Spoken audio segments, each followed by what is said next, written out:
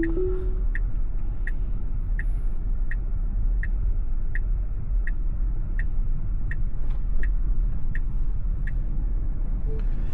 Grok, tell me a story about a guy who started in a company at the very bottom, worked his all the way to the top, and then created his own business using AI and becoming very wealthy. All right, let's dive into a story about ambition, grit, and a touch of tech magic. Picture this: a sprawling city, glittering with neon lights and humming with restless energy. In the heart of it stands a towering glass building, home to Quantum Dynamics, a tech giant that churns out cutting-edge software for global corporations. This is where we meet Jackson Reed, a lanky 22-year-old with a mop of unruly brown hair, a second-hand blazer 2 sizes too big, and a fire in his hazel eyes that burns brighter than the city itself. Jackson's story begins in the basement of Quantum Dynamics, quite literally.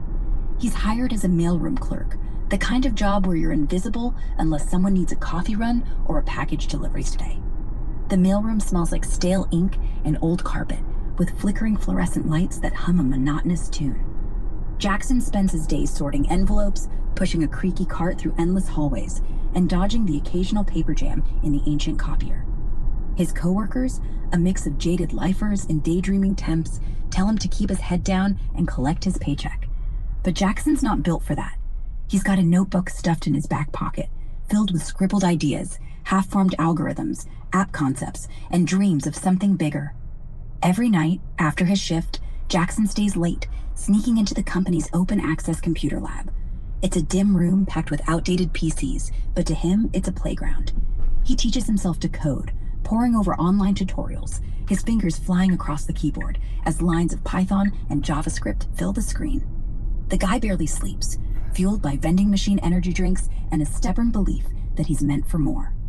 He overhears the engineers in the cafeteria talking about AI, machine learning models that can predict market trends, optimize supply chains, revolutionize industries. It's like a spark ignites in his brain. AI, he realizes, is the future, and he wants in. Years grind by. Jackson claws his way up, step by painstaking step. First, he's promoted to data entry, mind-numbing work, but it gets him closer to the tech teams. He's the guy who volunteers for the grunt work nobody wants, like cleaning up messy datasets or testing buggy software. He listens, learns, and asks questions.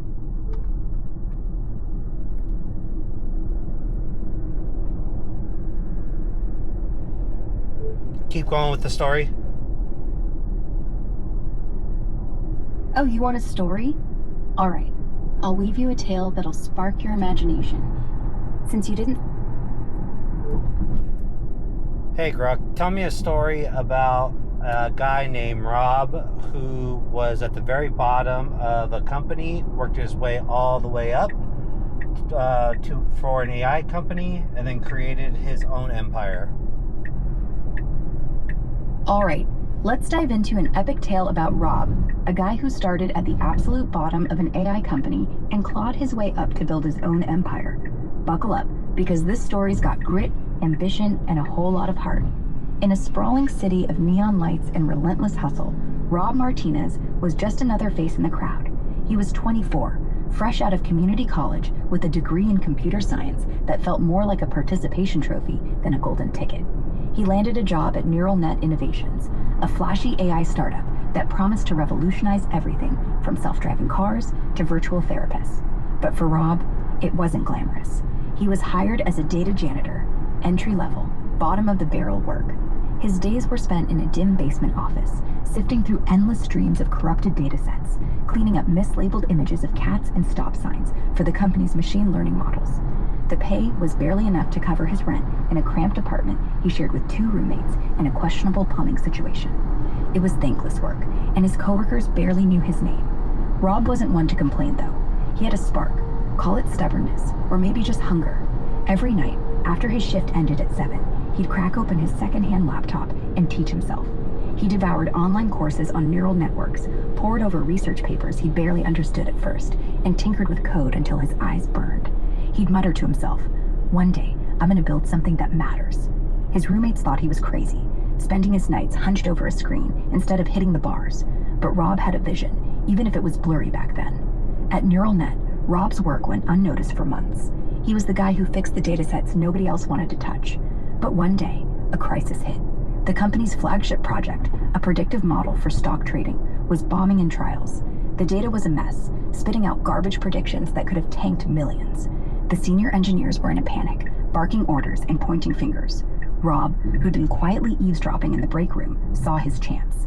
He'd noticed a pattern in the dataset errors weeks ago, subtle biases in how the model was trained. He stayed late, unpaid, and built a patch to clean the data and retrain the model. By morning, he slipped a USB drive onto his manager's desk with a post-it note that read, "Try this, Rob." The patch worked.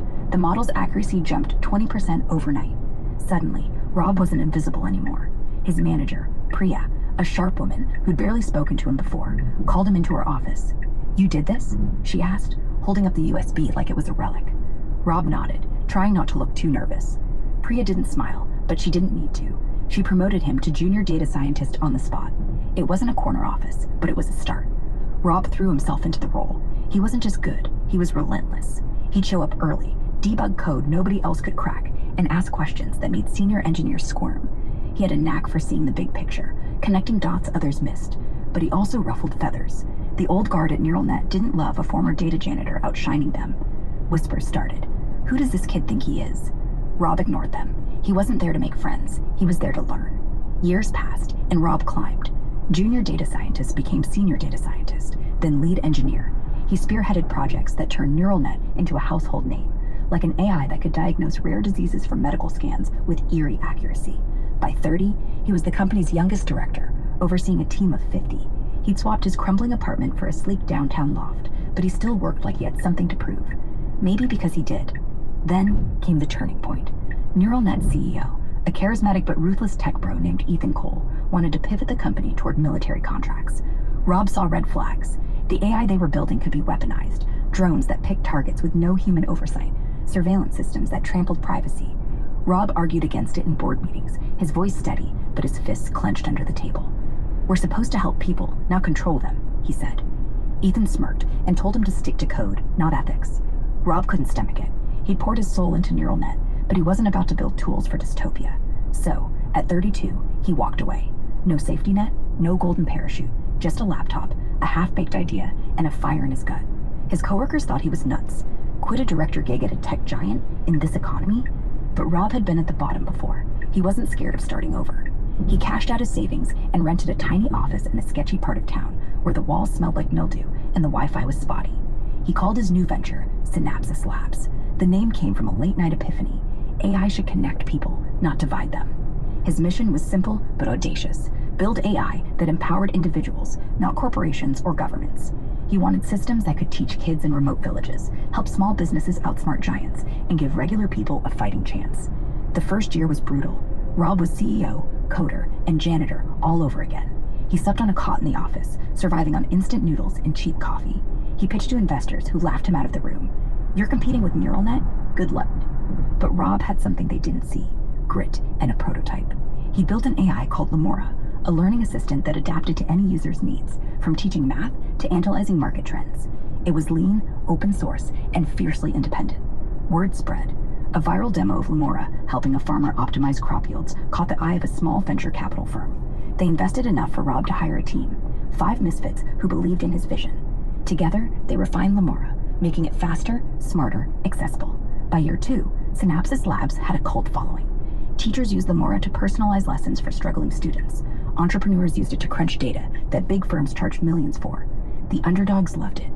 Rob's empire grew, but he stayed grounded. He remembered the basement days, the nights of doubt. Synapsys Labs became a beacon for dreamers like him, people who started at the bottom but refused to stay there. By 38, Rob was on magazine covers, hailed as the people's tech titan. His company wasn't just profitable, it was changing lives. Lemora was in schools, startups, even disaster relief zones, helping people rebuild after floods and fires. One day, Rob got an email from Ethan Cole, offering to buy Synapsys for $1 billion. Rob read it, leaned back in his chair, and laughed. He didn't reply. He didn't need to. He built something bigger than money, an empire of impact, forged from the ashes of a data janitor's dreams. And as he looked out over the city skyline from his new office, now buzzing with 100 employees, he whispered to himself, "This is just the beginning." Keep going. So, there Rob was, gazing out at the city skyline, the hum of Synapsys Labs' office alive behind him, coders tapping away, engineers debating algorithms, and a whiteboard scrawled with ideas that could reshape the world. The billion-dollar buyout offer from Ethan Cole was still open in his inbox, a digital taunt. Rob deleted it with a flick of his finger, not because he was cocky, but because Synapsys wasn't just a company, it was his soul. Selling out would have been like selling his own heartbeat. Life at the top wasn't all smooth, though. The bigger Synapsys grew, the more enemies it made. NeuralNet, still sore from Rob's departure, started playing dirty. They poached 2 of his best engineers with fat paychecks and spread rumors that Synapsys was overstretched, bleeding cash. Bigger tech giants took notice too, mega corporations with AI divisions that dwarfed Rob's operation. They saw Lemura's open source model as a threat to their walled garden ecosystems. Whispers of lawsuits and patent disputes started circling like vultures. Rob didn't flinch. He'd faced worse odds in that basement at NeuralNet, cleaning up digital slop while dreaming of more. But now, he had a team, a family really, who believed in him. There was Aisha, a brilliant machine learning specialist who'd left a cushy job at a rival firm because she loved Lemura's mission. Javier, the sysadmin who could make servers sing, had been with Rob since the Mildew office days. And May, a UI designer who turned Lemura's interface into something so intuitive, even a grandma in a rural village could use it to learn coding. They weren't just employees, they were his ride-or-die crew. The first big test came when a massive cyber attack hit Synapsys. One morning, the servers went dark, Lemura was offline, and clients from schools to startups were panicking. Rob's team traced it to a sophisticated hack, likely bankrolled by a competitor. Rob barely slept for 3 days, chugging energy drinks and working alongside Javier to rebuild the firewalls. Aisha rewrote chunks of code to patch vulnerabilities, while May kept users calm with transparent updates. By day 4, Lemura was back, stronger than ever. The attack meant to bury them became a badge of honor. Users rallied, praising Synapsys for its resilience. Rob sent his team a simple email. We're tougher than they think. Keep building. The real breakthrough came a year later. Synapsys partnered with a global education nonprofit to deploy Lemura in underfunded schools across 3 continents. The AI adapted to local languages, teaching kids math, science, even critical thinking skills, all tailored to their pace. A viral video showed a 12-year-old girl in a remote Kenyan village using Lemura to design a solar-powered water pump. It racked up millions of views, and suddenly, Synapsys wasn't just a company, it was a movement. But success brought new pressures. Investors pushed Rob to go public, to scale faster, to monetize Lemura's free features. He resisted, knowing that turning Synapsys into another profit-hungry giant would kill its soul. Late one night, alone in his office, Rob found an old USB drive in a drawer, the one he'd used to fix NeuralNet's stock model all those years ago. He held it, remembering the kid who'd stayed up until dawn, fueled by nothing but a dream. That kid was still in him, and he wasn't about to let him down. Rob doubled down on his vision. He launched the Synapsys Foundation. Keep it going with the foundation. Anyway, Rob was just getting started, his empire now anchored by the Synapsys Foundation, a force for good that was reshaping lives from dusty villages to urban slums. The foundation wasn't some half-hearted CSR stunt, it was the beating heart of Rob's vision, funded by nearly half of Synapsys Labs' profits. He'd poured his soul into making sure it wasn't just a charity, but a catalyst, empowering people with AI tools to solve their own problems. And that mission was about to face its biggest test yet. The Foundation's flagship program, Lemura Learn, was scaling fast. It had already reached 10 million kids in underserved regions, teaching them everything from algebra to coding through Lemura's adaptive platform. The AI didn't just drill facts, it asked questions, nudged curiosity, and celebrated small wins, like a patient teacher who never got tired. In a small town in rural India, a girl named Annika used Lemura Learn to master Python and built an app that connected local weavers to global markets, lifting her family out of poverty. Stories like hers kept Rob up at night, not with worry, but with a restless drive to do more. But the Foundation's success drew attention, some of it unwelcome. Governments in a few countries got twitchy about an AI teaching kids to think critically. A powerful agribusiness lobby, stung by Lemura Grow's success in helping small farmers, started pushing for regulations to choke Synapsys' operations. And then there was the tech world. Competitors like Omitech, a behemoth with deep government ties, began lobbying to label open source AI like Lemura a security risk. Rob knew the real risk was to their bottom line. These weren't just threats to his company, they were threats to the Foundation's mission of putting power in people's hands. Rob leaned on his team to fight back. Aisha, now his right-hand woman and head of AI development, proposed a bold move: make Lemura Learn fully decentralized. If they want to shut us down, let's make it impossible, she said, her eyes glinting with defiance. The idea was to distribute Lamora's core systems across thousands of low-cost servers in communities worldwide, hosted by schools, libraries, even small businesses. No single government or corporation could pull the plug. Rob loved it. He greenlit the project, dubbed Lamora Swarm, and put Javier in charge of the tech. Javier, with his knack for making servers hum, worked miracles, rigging up a network that was as resilient as it was rebellious. The rollout wasn't smooth. In one country, officials seized a shipment of servers meant for rural schools, claiming national security concerns. Rob didn't back down. He flew out himself, met with local activists, and rerouted the servers through a network of volunteers who smuggled them in via motorcycles and rickshaws. The story hit social media. Now, Lamora Swarm trended globally, with people sharing photos of kids in dusty classrooms logging into Lamora for the first time. The Foundation wasn't just tech, it was a movement now, and Rob was its reluctant figurehead. Back home, the Foundation faced a different challenge, but demand was outstripping supply.